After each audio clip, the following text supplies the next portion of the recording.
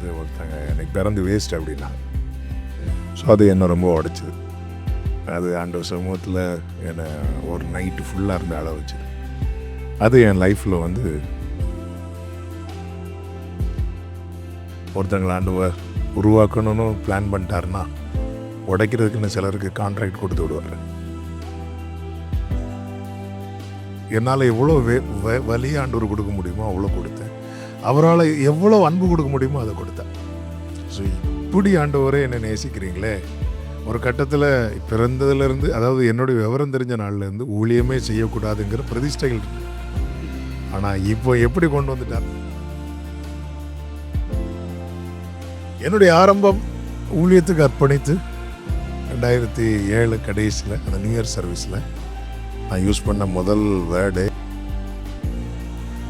பிள்ளைங்க பைபிள் படிக்கணும்னா பிள்ளைங்க முன்னாடி பேரண்ட்ஸ் பைபிள் படிக்கிறத பிள்ளைங்க பார்க்கணும். அதாவது எக்ஸாம் வரும்போது மட்டும் பிள்ளைங்கிட்ட கேட்பாங்க, பைபிள் படிச்சான்னு கேட்பாங்க.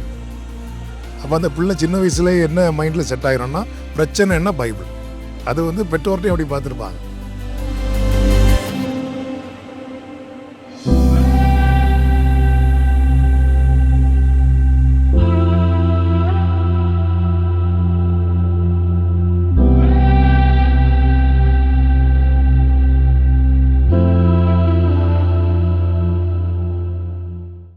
Praise the Lord. இயேசுவின் இனிய நாமத்தில் உங்கள் அனைவருக்கும் அன்பின் வாழ்த்துதலை தெரிவித்துக் கொள்கிறேன். இந்த நேர்காணல் மூலமாக உங்கள் அனைவரையும் சந்திப்பதில் மிகுந்த மகிழ்ச்சி. இப்போ நம்ம மத்தியில் பாஸ்டர் ஜான்சன் ஜாய்சம் அவங்க இருக்கிறாங்க. அவங்க இருப்பதை குறித்து ரொம்ப மகிழ்ச்சி. அநேகர் அவருடைய சபையில் மாத்திரமல்ல, உலகம் எங்கிலும் அநேகர் அவருடைய ஊழியத்து நிமித்தம் ஆசீர்வதிக்கப்பட்டிருக்கிறாங்க.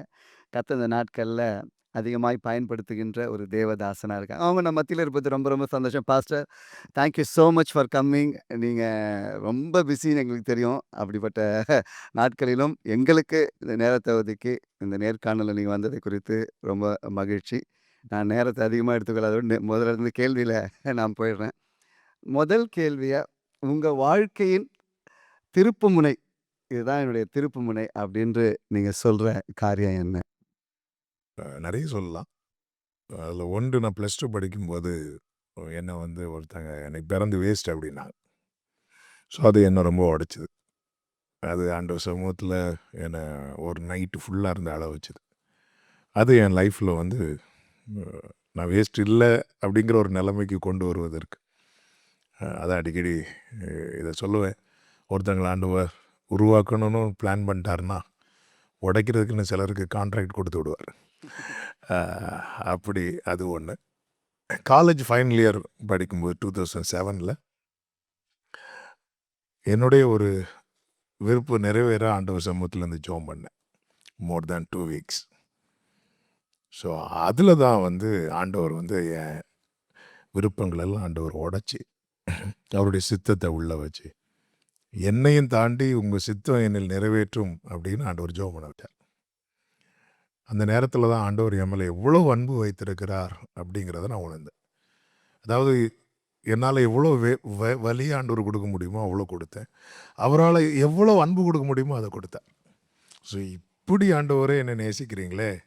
ஒரு கட்டத்தில் பிறந்ததுலேருந்து, அதாவது என்னுடைய விவரம் தெரிஞ்ச நாள்லேருந்து ஊழியமே செய்யக்கூடாதுங்கிற பிரதிஷ்டைகள் இருந்தேன்.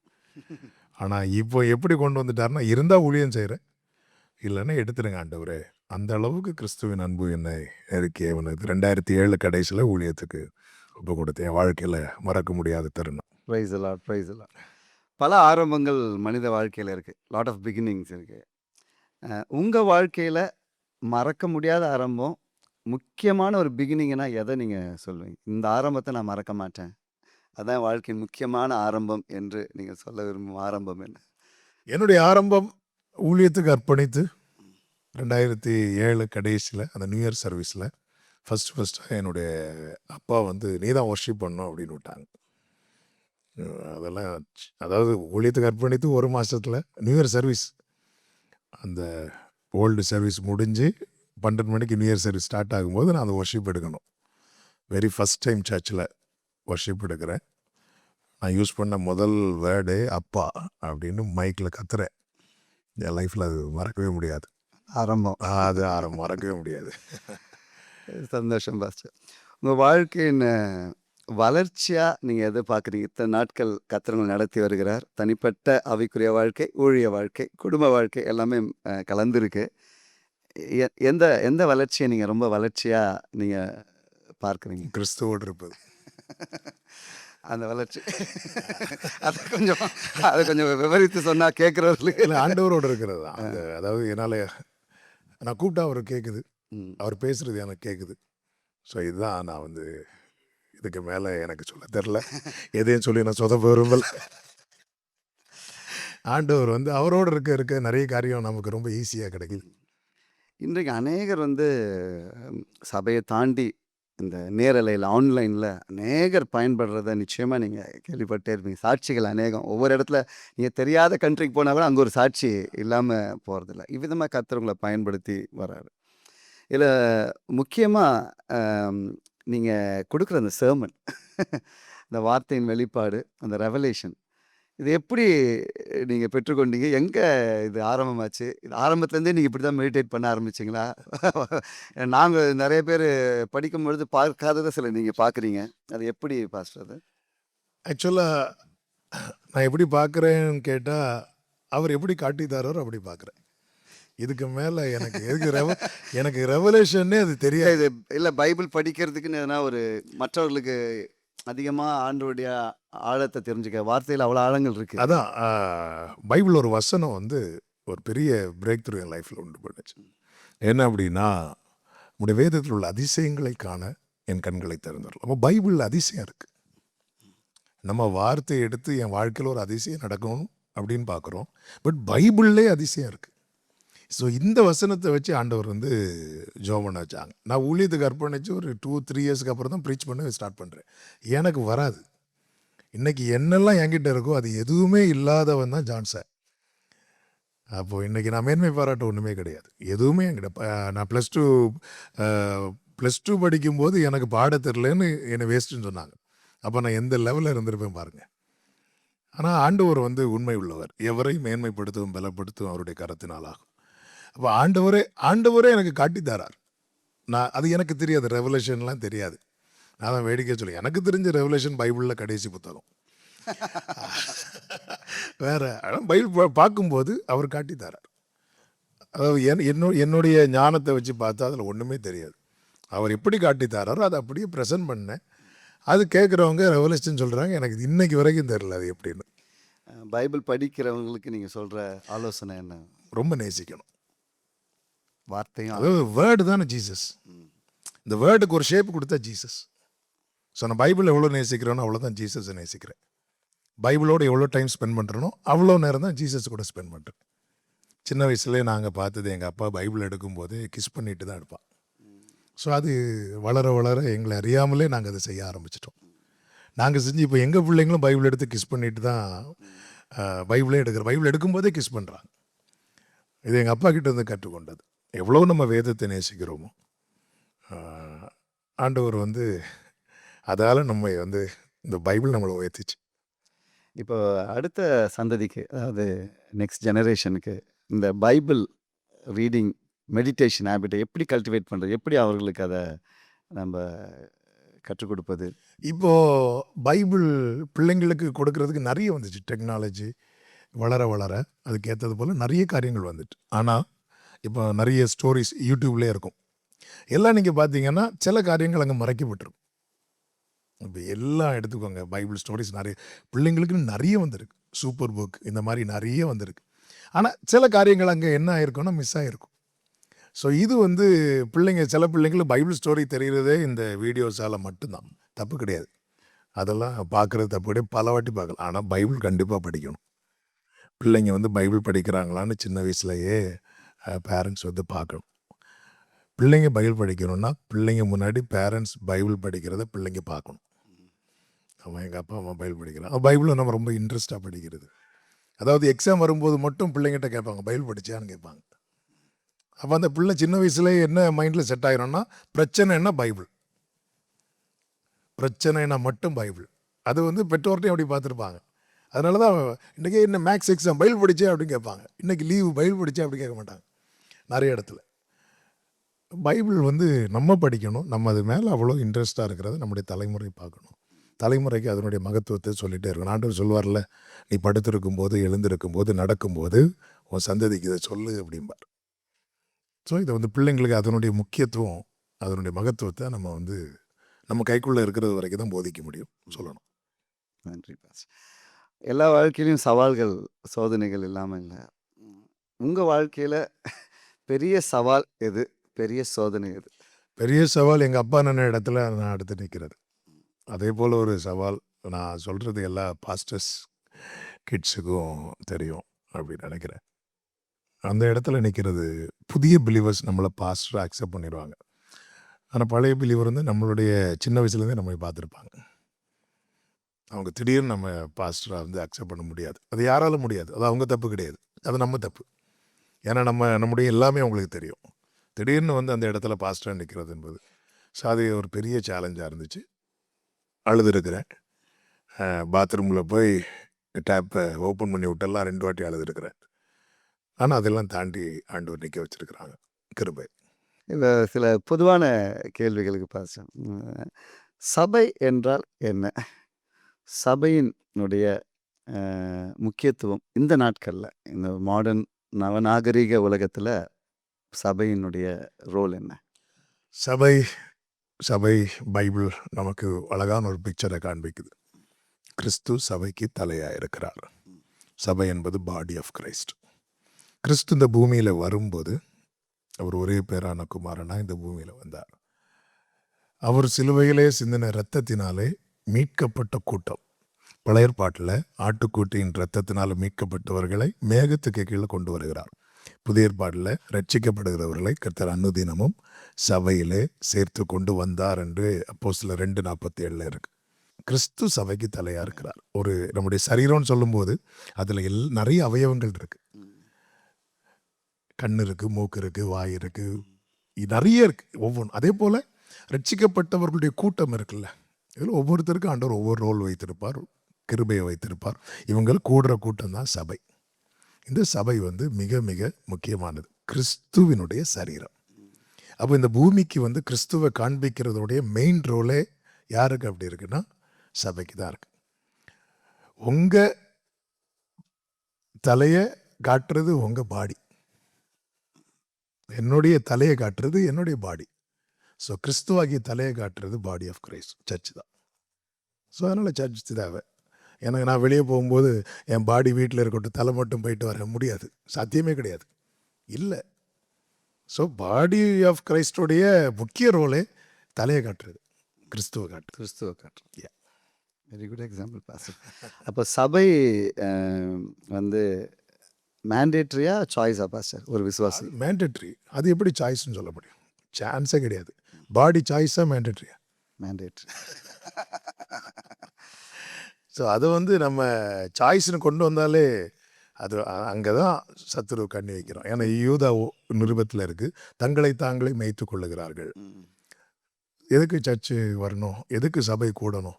இன்றைக்கி இப்படிப்பட்ட துருபதேசம் பரவிட்டு, அது தேவன் வைத்திருக்கிற ஒழுங்கு, அது அவர் சரீரமாய் வைத்திருக்கிறார். அதனால தான் கொரிந்து சபையில் அவ்வளோ பிரச்சனை வந்ததும் பவுல் வந்து அதை சரி பண்ண தான் பார்த்தாரே தவிர அதை கலைச்சி விட பார்க்கல. கொரிந்து சபையில் நிறைய குரூப்பிசம் வந்துச்சு. உடனே பவுல் வந்து இனி சர்ச்சை கிடையாது, ஒன்றும் கிடையாதுன்னு சொல்லி கலைச்சி விடலை, அதை சரி பண்ணுறார். ஏன்னா பாடி ரொம்ப முக்கியம். இப்போ நாங்கள் இருக்கிற வெளிநாட்டில் தமிழ் சபையை நடத்திட்டுருக்க உள்ள சில சில சில காரியங்கள் பாஸ். இப்போது நாங்கள் வந்து பைபிள் பேஸ்ட் சர்ச் அப்படின்னு போட்டிருக்கோம். பெண்டிகாஸ்டல்னு போடலைன்னா எல்லா டினாமினேஷனும் வராங்க. பூரண சுவிசேஷம், ஃபுல் காஸ்பல். பலதரப்பட்ட டினாமினேஷன்லேருந்து வராங்க. இப்போ இந்தியா போல் இல்லை, பிரிவுகள் இருக்குது, அங்கங்கே அதுக்கான சபைகள் இருக்குது, அவங்க அங்கே போய்ப்பாங்க. இங்கே வந்து ஒரு சபையில் பல டினாமினேஷன் ஆட்கள் வராங்க. ஒவ்வொருத்தருக்கும் ஒவ்வொரு காரியங்கள் இருக்கும், உங்களுக்கு தெரியும். ஒவ்வொரு டினாமினேஷன் ஒவ்வொரு காரியத்தை முன் வைப்பாங்க. எல்லாமே எல்லாத்தையும் ஃபாலோ பண்ண மாட்டாங்க. சில பேருக்கு சிலது முக்கியமாக இருக்கும், சில பேருக்கு அது அவசியம் இல்லாமல் இருக்கும். அவ்விதமாக இப்போ நாங்கள் இப்போ வந்து பூரண சுவிசேஷ சபையாக நாங்கள் எங்களை வெளிப்படுத்தியிருக்கிறோம். இப்போ இதில் பார்த்திங்கன்னா ரட்சிப்பு, மறுபிறப்பு, ஞானஸ்தானம், அபிஷேகம், வரங்கள், அதுக்கப்புறம் கொடுக்கறது பார்த்தா தசம பாகம், இப்படி எல்லாத்தையும் பூரண சுவிசேஷ சபை அதுதான் நாங்கள் அப்படின்பது. இப்போ பல பிரிவுகள்லேருந்து இல்லை உள்ளே வரும்பொழுது இவர்கள் அதை ஏற்றுக்கொள்வதில்லை. இதை எப்படி கையாள்வது? ஆக்சுவலாக ஜீசஸோடைய செர்மன் அந்த பேட்டர்னை பார்த்தாலே நமக்கு தெரியும். அவருடைய ஃபஸ்ட்டு ஆஃப் எப்படி இருக்கும்னா, வருத்தப்பட்டு பாரம் சுமக்கிறவர்களே நீங்கள் எல்லாரும் வாங்க அப்படி கூடுவார். அடுத்து போக போக பார்த்தீங்கன்னா, அழைக்கப்பட்டவர்கள் அநேகர், தெரிந்து கொள்ளப்பட்டவர்களும் சிலர். இன்னும் போக போக பார்த்தீங்கன்னா 10 பேர் ரெடியாக இருப்பாங்க, 5 பேர் போவாங்க, 5 பேர். ஆண்டவருடைய அந்த மினிஸ்ட்ரி மெத்தடை பார்த்தீங்கன்னா எல்லாரையும் உள்ளே கொண்டு வரார். ஃபஸ்ட் வந்து அந்த டோரை ஓப்பன் பண்ணுறாரு எல்லாருக்காக. ஆனால் உள்ளே வந்ததுக்கப்புறம் அவர்களை என்ன செய்கிறாருன்னா, அவருக்குரியவர்களை நடத்துகிறார். இதில் கொஞ்சம் பேர் பின்னாடி போகிறவங்க இருக்கிறாங்க, விலகி போகிறவங்க இருக்கிறாங்க. யோவான் 6வது அதிகாரத்தில் நிறைய பேர் பின்வாங்கினார்கள் அப்படின்ட்டு இருக்கும். அவர் எதையும் மாற்றலை, ஆனால் அவங்களுக்கு டைம் கொடுக்குறார், ஸ்பேஸ் கொடுக்குறார். அவங்க உள்ளே வந்து முதல்ல அப்பத்தை பெருக பண்ணி ஆசீர்வதித்து கொடுக்குறார். அடுத்து தம்மையே அப்பமாக கொடுக்குறார். அப்பத்தை பிளஸ் பண்ணி கொடுக்கும்போது எல்லாரும் வாங்கினாங்க, வாங்கிட்டு திருப்பி அடுத்த மீட்டிங் அட்டன் பண்ண வராங்க. ஆனால் தம்மை அப்பமாக கொடுத்த போது சிலர் வந்து வெளியே போயிட்டாங்க. உபதேசத்தை அவர் மாற்றவே இல்லை, மாறாக அவர்கள் மாறுவதற்கு அவர் டைம் கொடுக்குறார். ஸோ எல்லா டைப் மக்களும் உள்ளே வருவாங்க. ஸோ அவங்க வந்து நாளடைவில் சத்தியத்தையும் அறிவீர்கள், சத்தியம் உங்களை விடுதலை. அதுக்கு தான் சபையில் நம்ம வந்து பாடி ஆராதிச்சுட்டு அடுத்து முக்கியமாக செய்கிறது போதனை கொடுக்குறோம். இதை வந்து ஜனம் உள்வாங்கணும். டினாமினேஷன் வியூவில் பைபிள் பார்க்கவே கூடாது. ஆண்டவர் எப்படி எழுதி தந்திருக்கிறாரோ அந்த பார்வையில் நம்ம வேதத்தை பார்க்கணும். டினாமினேஷன் நானும் ஒரு டினாமினேஷன் கீழே இருக்கிறேன். அந்த டினாமினேஷன் பார்வையிலே நான் பைபிள் பார்த்துட்டு இருப்பேன்னா எனக்கு ஒரு லெவலில் தாண்ட முடியாது. பரலோக பார்வையில் கிங்டம் மைண்ட் செட்டில் நம்ம அந்த பைபிள் பார்க்கணும். அதுக்கு நம்ம பெஸ்ட்டு வெறுமையாக்கி பைபிள் அப்படி உள்ளதை இப்படி. அதனால தான் சொல்லுவார், நீ குழந்தைய போல மாறாவிட்டால். ஒரு குழந்தைகிட்ட என்ன சொல்லுங்கள், அது வந்து அது ஒரு பிஞ்சு மனசு, அது கேட்கும். அவன் வளர வளர வளர தான் சிலர் பார்த்துருக்கீங்களா, என்ன வந்தாலும் இப்படி தான் இருக்கணும் அப்படி சொல்லிட்டு அந்த வீட்டிலேருந்தே இருதயத்தை கல்லாக்கிட்டு வருவாங்க. ஜீசஸுடைய எல்லா மீட்டிங் அட்டன் பண்ணவங்க தான் பரிசேயர்கள், சதுசேயர்கள். மற்றவங்க கூட எல்லா மீட்டிங் அட்டன் பண்ண மாட்டாங்க. இவங்க எல்லா மீட்டிங் அட்டன் பண்ணாங்க, ஒருத்தர் கூட ரசிக்கப்படலையே. ஏன்னா அவங்க வீட்டிலேருந்தே அந்த மைண்ட் செட்டோட தான் வருவாங்க. நம்ம போவோம், அட்டன் பண்ணுவோம், கேட்கக்கூடாது, ஏற்றுக்கொள்ளக்கூடாது. ஏற்றுக்கொள்ளுகிறவங்க ரட்சிக்கப்பட என்ன செய்யணும்னு சொல்லிட்டு ஃப்ரெண்டில் வருவாங்க. ஸோ போதனையே அப்படி நம்ம கண்டினியூ பண்ணிக்கிட்டே இருக்கணும். பைபிளில் என்ன டீச் பண்ணியிருக்கு அது நம்ம ரட்சிப்பு, ஞானஸ்நானம், பரிசுத்தாவின் அபிஷேகம், வேறுபாடு, உலகத்தான் அல்ல, அந்யோன்யம், ஃபெலோஷிப், அப்பம் விற்குதல், கம்யூனியன், ஜெபம், இந்த 7 இதுதான் அஸ்திபார உபதேசமாக போதிக்கப்படுகிறது. எல்லாமே இதை டிபெண்ட் பண்ணி தான் இருக்கும். எல்லாமே நம்ம உலகத்தார் இல்லை. ஆண்டவர் ஆதியாகமத்திலிருந்து அதை சொல்லிட்டு இருப்பார், இருளையும் வெளிச்சத்தையும் வெவ்வேறாக பிரித்தார். இது வந்து கடைசி வரை இருக்கும். உபதேசம் என்பது திடீரென்று வந்தது கிடையாது. ஆண்டவர் ஆரம்பத்திலேருந்து இதை தான் ஃபில்டர் பண்ணிட்டே இருக்கிறார். ஆண்டவர் வந்து இதுதான் ஆண்டவர் நாளடைவில் அதை கொண்டு வந்து சபையை வந்து ஒரு மாடலாக வைக்கிறார். இன்னைக்கு உலகத்தில் சபை என்கிற நிலை மாறி சபையில் உலகம் என்கிற நிலை மாறிவிட்டதுன்னு ஒரு பெரிய பரிசுத்தவான்னு சொன்னார். ஸோ நம்ம அதில் தான் நம்ம இந்த என்ன வந்தாலும் இந்த பைபிளில் வந்து காம்ப்ரமைஸ், அதாவது வசனத்தை வந்து நமக்கு ஏற்றார் போல் மாற்றவே கூடாது. ஆனால் சிலருக்கு டைம் எடுக்கும். ஏன்னா அவங்க இன்னொரு இதில் வளர்ந்துருப்பாங்க, அவங்க உள்ளே வரும்போது. அதனால டினாமினேஷன் பார்வையில் பைபிள் பார்க்கவே கூடாது. அந்த வியூவில் பார்த்தா, அதாவது எல்லோ கலர் கிளாஸ் போட்டு பார்த்தா எல்லாமே எல்லோவாக தான் தெரியும். ஸோ அதெல்லாம் கழட்டி வச்சுட்டு சாமுவேலேன்னு கூடும்போது சொல்லும் அடியேன்னு கேட்கிறேன், அந்த ஒரு மைண்ட் செட் அப்படி சொல்லும்போது நமக்கு வேர்டு வெளிப்படும்.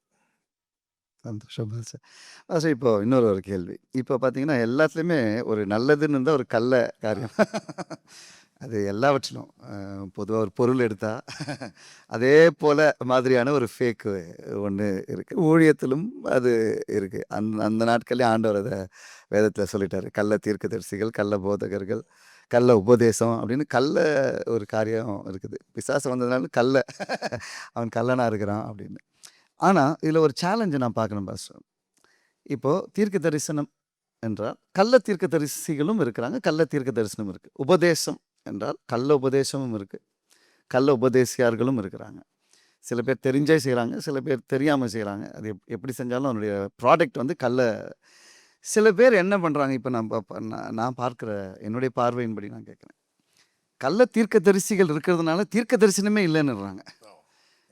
போதகர்கள் வந்து பணம் கேட்கறதுனால குடுக்கறதே தப்பு அப்படின்னு ஒரு முடிவுக்கு வந்துடுறாங்க. அந்த மாரி வந்துடுறாங்க. உபதேசங்களும் அப்படிதான். அப்போ இருக்கு இது எப்படி பாஸ்டர் இத நம்ப இது நான் பைபிள்ல ஒரு வசனம் எடுத்தேன்னா, அது உங்களுக்கு சொல்றதுக்கு ஈஸியா இருக்கும். 2 பேதுரு 1வது அதிகாரம், அதனுடைய 20, 21 வசனங்கள்ல இப்படி சொல்லியிருக்கு. நான் அத வாசிக்கிறேன்.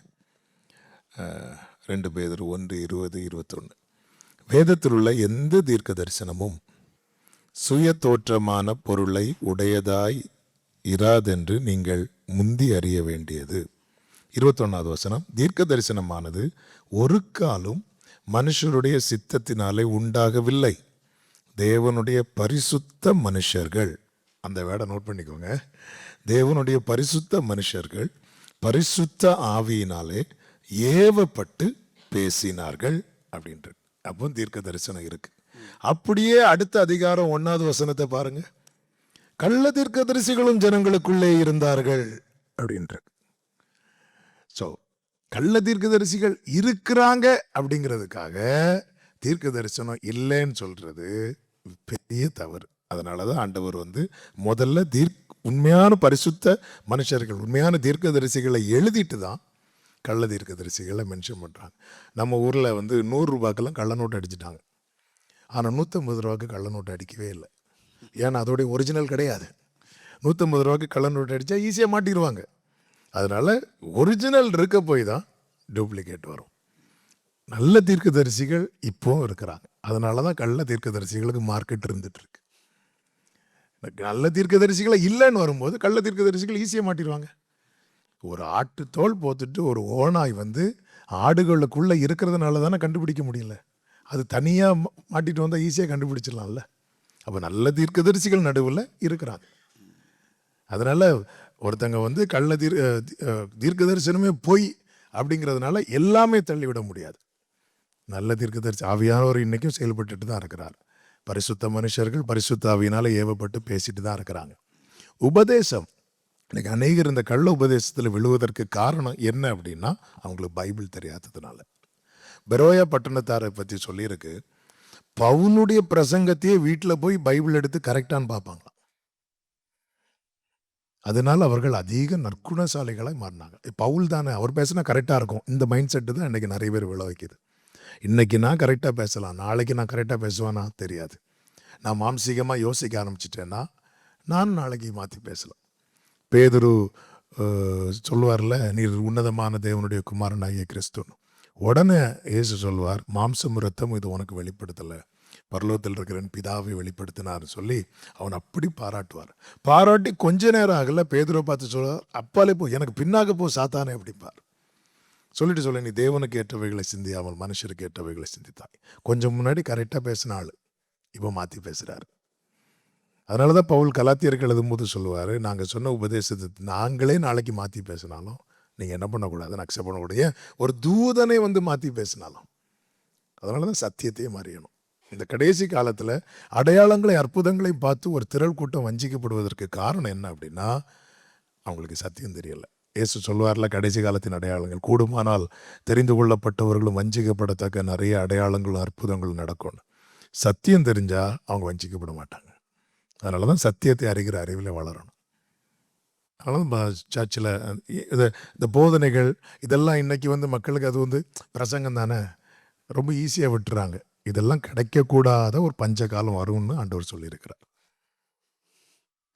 Thank you pastor. இன்னொரு கேள்வி, ஒரு விசுவாசி சபைக்கு வராங்க, முதல் வருஷம் வராங்க, அடுத்த 5 வருடத்தில் எப்படி நீங்கள் அவங்க பார்க்க விரும்புவீங்க? அதாவது என் சரீரத்தில் இது என் கைன்னு வச்சுக்கோங்களேன், இது ஒரு பார்ட். இது நான் பிறந்ததுலேருந்து என் கூட இருக்குது. ஆனால் எந்த விதத்தில் எனக்கு சப்போர்ட்டிவாக இல்லைன்னா இது எனக்கு பாரமாக தான் இருக்கும். கர்த்தர் எதுக்கு இந்த கையை கொடுத்துருக்கிறார்? அந்த வேலையை செய்கிறதுக்கு. ஸோ சபையில் தேவன் வந்து இணைக்கிறது பார்வையாளர்களாக இருக்கிறதுக்கு அல்ல, பங்காளர்களாக இருக்கிறதுக்கு. நம்மளால் என்ன முடியும்? அதனால தான் பவுல் சொல்லுவார், பவுல் நடுற எனக்கு நடுற கிருபையை கொடுத்துருக்கிறார், அப்போலோக்கு நீர் பாய்ச்சிற கிருபையை கொடுக்குறார். நடுகிறவனாலும் ஒன்றும் இல்லை, அவன் நட்டால் நான் நீர் பாய்க்க மாட்டேன். இப்போ என் காலில் முள் குத்திச்சு, என் கை சொல்லுது, இந்த வலது காலில் குத்துனா நான் எடுக்க மாட்டேன், இடது கால்னா தான் எடுப்பேன். இப்படி சொன்னால் எப்படி இருக்கும்? அந்த நான் இதனுடைய ஹெட்டு யார்? கர்த்தர். ஸோ நான் இத்தனை வருஷம் ஆண்டவர் இந்த சபையில் கொண்டு வந்திருக்கிறார். என்னுடைய பங்களிப்பு என்ன? எல்லாமே எல்லாம் செய்ய முடியாது, ஆனால் ஏதாவது ஒன்று செய்ய முடியும். அது வந்து இப்போ இயேசுவை நீங்கள் பார்த்தீங்கன்னா, ஒரு கல்யாண வீட்டுக்கு அவரை கூடுவாங்க. அந்த இடத்துல குறைவுன்னு வந்ததும் இயேசு ஓடி ஓடி போய் எதுவுமே செய்யலை. அவரை ரொம்ப ரிக்வெஸ்ட் பண்ணுறாங்க. அதே நேரத்தில் ஆண்டவர் ஆலயத்துக்கு போவார் பாருங்க, அங்கே சில குறைகள்லாம் இருந்துச்சு. அவர் என்ன பண்ணுவார்னா, அவரே கைட்டால் ஒரு சவுக்கு உண்டு பண்ணி அதெல்லாம் க்ளீன் பண்ணுறாரு. அப்போ அவரை ஏன் இப்படி பண்ணுறீங்கன்னு கேட்கும்போது சொல்லுவார், இது என் அப்பா வீடு. ஸோ சர்ச்சை அப்பா வீடாக பார்க்குறவங்க ஏதாவது ஒன்று செய்வாங்க. 5 வருடத்துல அவங்க பங்காளர்களாக மாறி இருப்பாங்க. 5 வருடம் கூட ஆகாது. இது என் அப்பா வீடுன்னு பார்த்தா அவங்க ஏதாவது ஒரு வகையில் அதை செய்வாங்க. நான் இந்த சர்ச் மெம்பர்னு சொல்கிறதுல இல்லை, இந்த சர்ச்சில் நான் என்ன செய்கிறேன். எல்லாரும் பாஸ்டராக முடியாது, ஆனால் தோள் கொடுக்கலாம். இப்போ மோசே வந்து மலையில் ஜெபம் பண்ண போனார்ல, ஆரோனும் ஊரும் என் கூட வாங்கன்னு சொல்லுவாரா? சொல்லவே மாட்டார். ஆனால் அவர் போகிறத பார்த்து ஆரோனும் ஊரும் வாலண்டியராக போனார். கை தூக்கிட்டு இருக்காங்க. மோசே கூப்பிடவே மாட்டார், நீங்கள் என் கூட வாங்கன்னு சொல்லவே மாட்டார், அந்த பேரே எடுக்க மாட்டார். ஆனால் அவர் நிற்கிறத பார்த்து இவங்க வாலண்டியராக போய் 2 பேரும் கை தூக்குனாங்க, கையை தாங்கினாங்க பாருங்கள். தலைமுறை பிளஸ் பண்ணார்ட்டார். ஆரோனுடைய சந்ததி தான் ஆசரிப்பு கூடாரத்தில் நிற்கும். ஊரினுடைய தலைமுறை தான் அந்த ஞானத்தின் ஆவினால் நிரப்பப்பட்டு அந்த அந்த ஆசரிப்பு கூடார வேலையே அந்த ஊரின் சந்ததிக்கு தான் ஆண்டவர் கொடுப்பார். தலைமுறையை பிளஸ் பண்ணுவார். ஸோ அந்த அந்த தானா அது அப்பா வீடாக பார்த்தா தானா வந்துடும். அப்பா வீடாக பார்த்தா வந்துடும். சிலர் சர்ச்சில் நிற்க மாட்டாங்க, எல்லாம் கல்யாண வீட்டில் போய் நிற்பாங்க.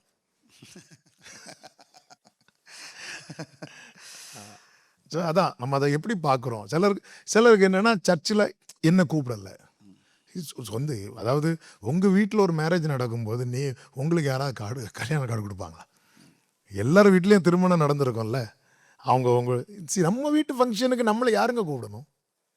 நம்ம வீட்டில் ஒரு காரியம் என்ன கூப்பிடல, அவங்கள தான் கூப்பிட்டாங்க. இந்த இந்த இந்த இந்த இந்த இதே இருக்கக்கூடாது நமக்குள்ள. என்ன கேட்டால் அப்படி இருக்கக்கூடாது. நம்ம அப்பா வீடு, நம்மளால் என்ன முடியும் அதை செஞ்சிடணும். அப்படி போயிட்டாங்கன்னா அவங்க அவங்க அவங்க ரொம்ப நல்லா இருப்பாங்க. அவங்க தலைமுறைக்கு அவங்க பரலோகத்தில் சொத்து சேர்த்து வைக்கிறாங்க. ஏன்னா நான் பார்த்துருக்குறேன், இந்த 2 டைப்பையும் நான் பார்த்துருக்கேன் லைஃப்பில். சின்ன வயசுலேருந்தே பார்த்துருக்குறேன், நிறைய பேர் பார்த்துருக்கேன். அவங்க சபை காரியத்தை தங்கள் காரியமாக எடுத்து நின்று செய்வாங்க பாருங்கள், அவங்க தலைமுறை ரொம்ப சூப்பராக இருக்கிறாங்க. நான் நிறைய பேர் எக்ஸாம்பிள் சொல்ல முடியும். ஊழியம், சபையின் ஊழியங்களை செய்கிறவர்களுக்கு நீங்கள் சொல்கிற ஆலோசனை என்ன பாஸ்டர்? சபையின் ஊழியம் செய்கிறவங்களுக்கும் இதுதான். அதாவது நடுகிறவனாலும் ஒன்றும் இல்லை, நீர் பாய்ச்சுகிறவனாலும் ஒன்றும் இல்லை. நம்ம செய்யலைன்னா இந்த மைண்ட் செட் வந்துடக்கூடாது தெரியுமா? நான் இல்லைன்னு இங்கே யாரும் கிடையாது அப்படிங்கிற ஒரு மைண்ட் செட் நமக்கு வந்துட்டுனாலே ஞானிகளை வெட்கப்படுத்த பைத்தியங்களை தேர்ந்தெடுப்பாங்க. ஆண்டவரே, எத்தனையோ பேர் இருக்கிற இடத்துல இந்த வேலையை நான் செய்யும்படி எனக்கு கிருபை தந்திருக்கிறீங்களா ஆண்டவரே அப்படின்னு அந்த ஒரு நன்றி நிறைந்த இருதயத்தோடு அந்த வேலையை செய்யணும். ஏன்னா ஒரு கலசம் தண்ணி எடுத்து கொடுத்தா கூட அவனுக்கு அதுக்கான ரிவார்டை பூமியில் மட்டும் இல்லை, பரலோகத்துலேயும் தருவேன் ஆண்டவர் சொல்லியிருக்கிறாங்க. இப்போ நம்ம மீட்டிங்கில் இருக்கும்போது தண்ணி கொண்டு வைக்கிறாங்க, ஒரு ஆள் தானே வைக்கிறாங்க, எல்லாரும் கொண்டு வைக்கல. அப்போ அது ஒரு பாக்கியமாக நினைக்கணும்.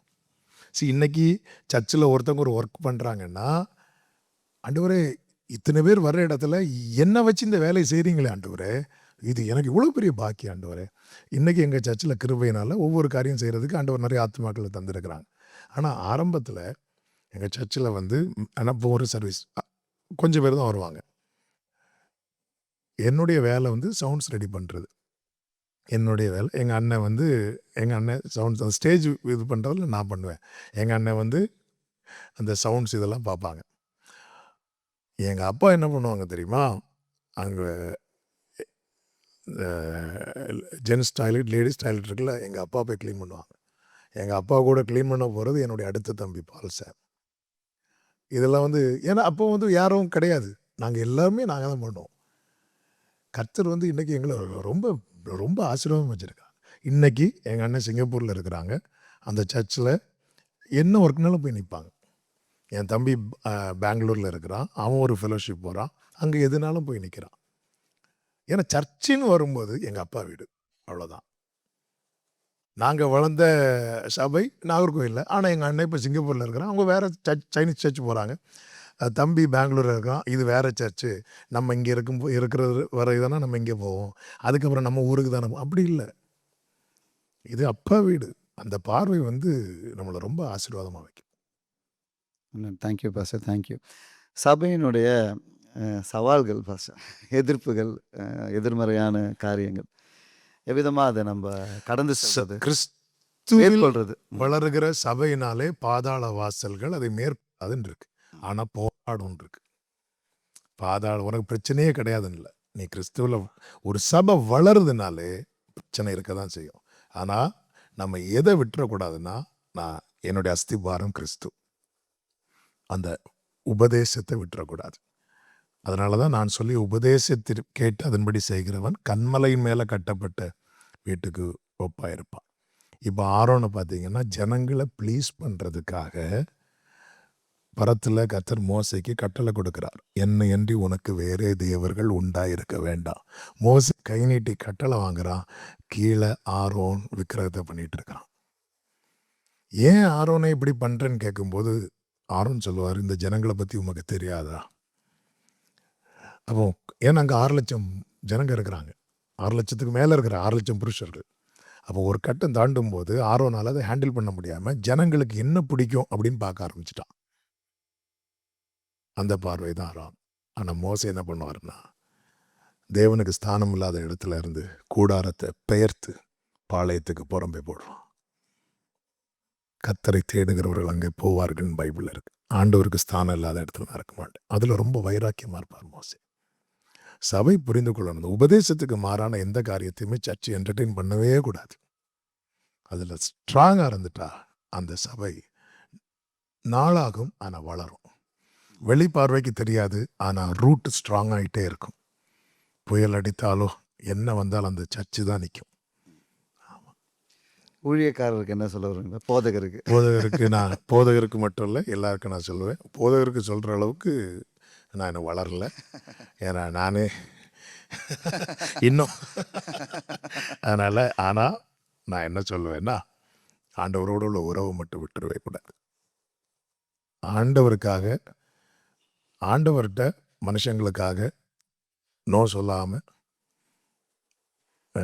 அதாவது ஆண்டவர் சொல்லும்போது ஐயோ இப்படி நான் பண்ணால் இவங்க அக்செப்ட் பண்ண மாட்டாங்களே அப்படின்னு சொல்லி ஆண்டவர்கிட்ட நோ சொல்கிற நிலைமை மட்டும் வரவே கூடாது.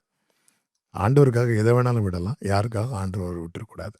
இதில் மட்டும் ஸ்ட்ராங்காக இருந்துட்டாங்கன்னா அவங்க என்ன பிரச்சனைகளை சந்தித்தாலும் அவங்க மட்டும் இல்லை, அவரோடு கூட தான் சந்திப்பாங்க. அதனால் அது லகுவாக தான் இருக்கும்.